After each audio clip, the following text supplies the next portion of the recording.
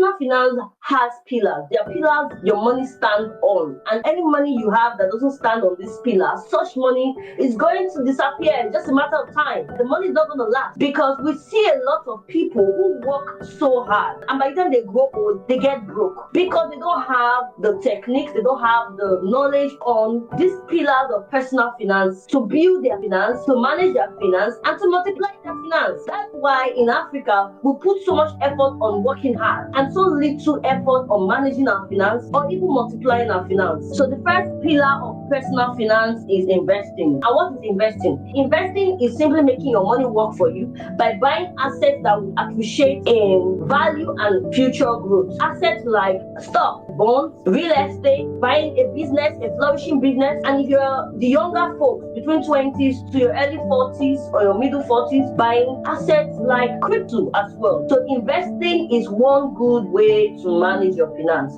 because one thing about these assets is that they appreciate in value. So even when there is inflation in Nigeria, or there's inflation in Ghana, or there's inflation in Africa, one good thing about these assets is that these assets are not subject to inflation. Let's talk about savings. How many people truly really save? How many times do we save? And what are the modern saving technique we have? Personally, when I was younger, we would build a kind of carpentry box. I would put money inside, as many money that I get to have from school, church, and maybe after some months, I get to break the box and I take my money out. But how many persons have that financial discipline to do that? And in a context where we need more money and there's a lot of inflation, is that still practicable? Is that still encouraged? Yes, it may be encouraged in a lot of sense, but there are modern ways to save. There are better ways to do the saving. You don't save for a rainy day. You save to invest. Yes, many people say, oh, let me save for the rainy day. Why will you be wishing calamity on your head? Why would you want to save all that money just to pay hospital bills or to pay a kind of debt? Nobody saves for bad luck. Don't save for a rainy day.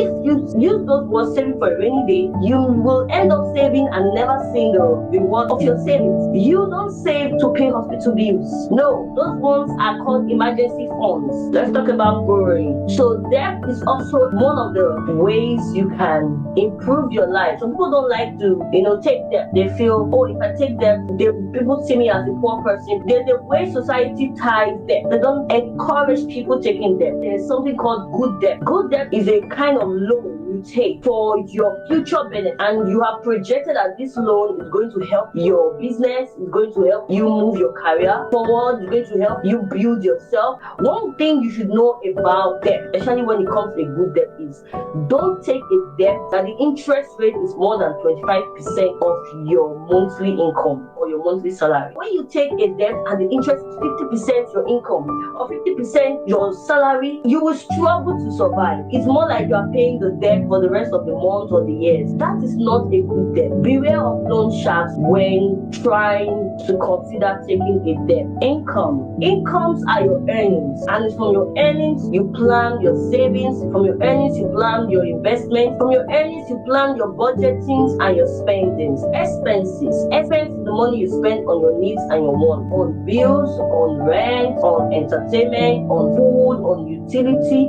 and on even loan repayment.